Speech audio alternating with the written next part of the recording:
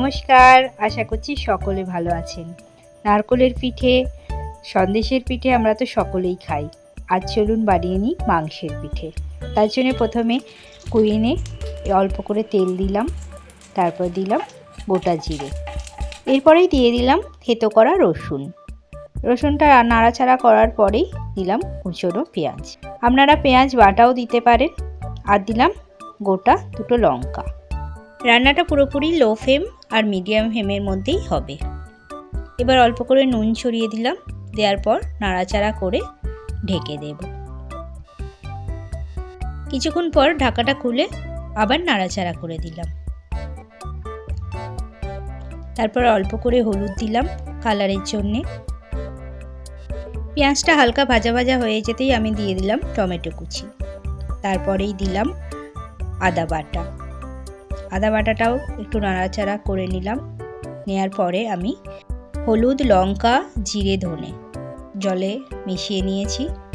Normal যে মাংস করা হয় তার থেকে মশলাপাতি পরিমাণে একটু বেশি পড়বে এতে। ধরুন 500 যদি মাংস রান্না করেন, যা মশলা যা পেঁয়াজ যাই দেন না কেন, যে পরিমাণ দেবেন এক্ষেত্রে একটু বেশি পড়বে। এরপর কুচনো মাংস দিয়ে মশলাটা মিশিয়ে নিচ্ছি। নেয়ার পর আবার কিছুক্ষণ ঢেকে দিলাম। কিছুক্ষণ পর ঢাকা খুলতেই দেখুন মাংস থেকে কত জল বেরিয়েছে। আমি কিন্তু এক ফোঁটাও এখনো জল দিইনি। এরপর দিলাম নুন। আপনারা এখানে পরিমাণ মতো নুন দিয়ে নিতে পারেন বা পরেও দিতে পারেন। আবার ঢেকে দিলাম। এইভাবে এটা কষিয়ে নিলাম। নেয়ার পর আমি এটা উষ্ণ গরম জল দিয়ে দিচ্ছি। চালের গুঁড়িটা এই মাংস আর ঝোলটা দিয়েই মাখা হবে, সেইরকম বুঝে জলটা দেবেন। ঢেকে দিয়ে কিছুক্ষণ সেদ্ধ করে নিলাম। মাংসটা সেদ্ধ হয়ে গেছে। এবার এটা একটু ঠান্ডা করে নেবো হালকা। অন্য পাত্রে আমি চাল গুঁড়ি নিয়েছি, তাতে অল্প নুন দিয়ে নিলাম।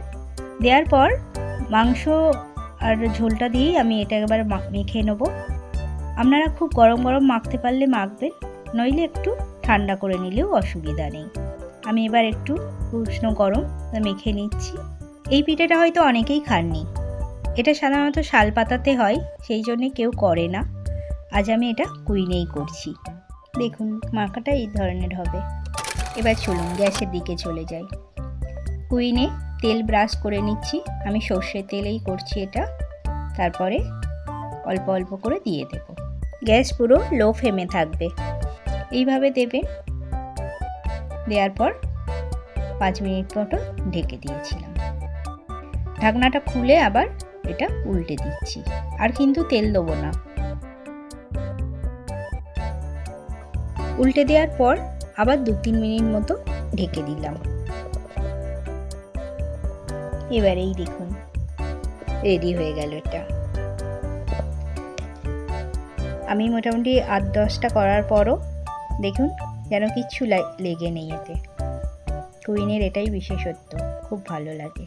এই পিঠেটা কাদের কাছে নতুন আর কেমন লাগলো আমায় অবশ্যই জানাবেন। আর একদিন বাড়িতে করেও নেবেন। আজ তবে এ পর্যন্তই।